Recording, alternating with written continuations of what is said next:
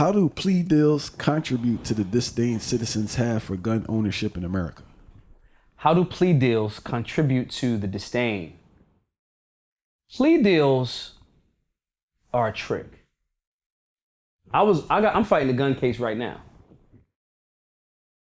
I was jumped out on by the police. They offered me a plea deal. I said, no. We're going to take this to trial. Plea deals are the government's way of, they know that they're overcharging because it's a money-making scheme. My bail was $75,000. I paid the $7,500, I get out. That's ransom. That's what it is. A plea deal is between your attorney and the district attorney, and the judge does not have to honor it. And if you accept this plea deal and the judge honors it, dishonors it, or does not honor it, you also, in most instances, waive your right to an appeal. So it's a way of keeping the machine going without everything going to trial, because they know that they charging too many people with too many things. Crime has to produce a victim. If I sell weed and you want the weed, never mind the fact that the founding fathers smoked a lot of weed and grew hemp and things like that, that is not a crime. That's called commerce. It's called unlawful because the state says we want to tax it and control it because the government is a mafia. So they know that they're charging people with all of these so-called crimes. And if everybody took everything to trial, it would clog up the judicial system. So what do? They say, we're going to come up with this concept called a plea deal, where everyone won't go to court. That's one of the things that they'll say. They'll say, well, you won't even have to go to court. Just agree to this. You get a little bit of probation. Don't worry about it, generally. And then that person says, okay, because they're tired. They don't want to fight. The fight is not for just you. The fight is for the overall concept of constitutionality. The fight is for the human right to exist without the government just saying, we had a commercial transaction and you thinking that you're illegal is when something violates a person's body or property. Unlawful is when a person does something that violates a statute that the government says, we don't want you to do this. 20, 30, 40, 50 years ago, 30 years ago, you go to jail for weed, hardcore. It's still Scheduled 1 federally. They say heroin and weed is the same thing on the federal level. But the states are like, come on, bro, this is stupid, right? So that speaks to the contradiction. It was never a crime. No one was violated. This person wanted the weed. This person had the weed. You got the money, I got the weed. Same thing as a transaction at the bar. But because they come up with all of these different things that they want to call so-called illegal or unlawful, now they got to overcharge people, charge them with criminal offenses, then convince them not to go to court to prove how this is wrong. So they introduce plea deals. Now, how it comes to plea deals as it relates to gun owners is someone pleads and someone that does an actual crime. And they got a good lawyer and they say, well, we'll plead a gun case away. If you take this plea deal, we'll drop this case. We'll drop this part of the case or these charges. That person goes, okay, cool. Then if that person was actually a bad person that shot somebody with a gun and they didn't die or they shot in the air and whatever, then media then says, this guy's a revolving door. These guys are light on crime. These guys are blah, blah, blah, blah, blah, because they accepted a plea deal and you let him back out.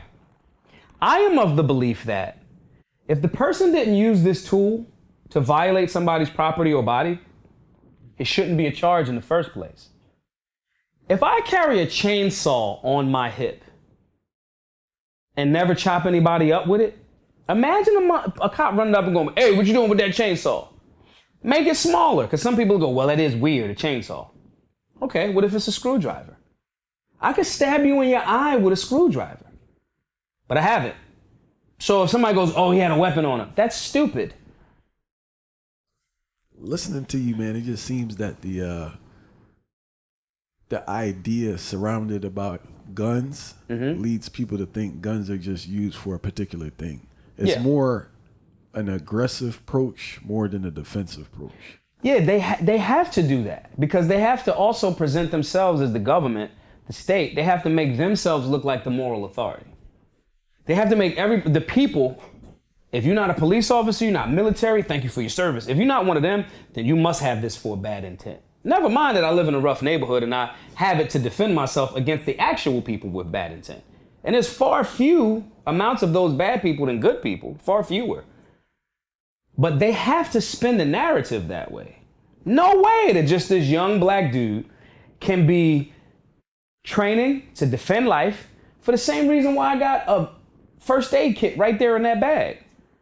If I go out of here and there's a car accident, I want to get busy. I want a tourniquet, seal compression, whatever I need to do to seal and stop that bleed until, medical professionals get there.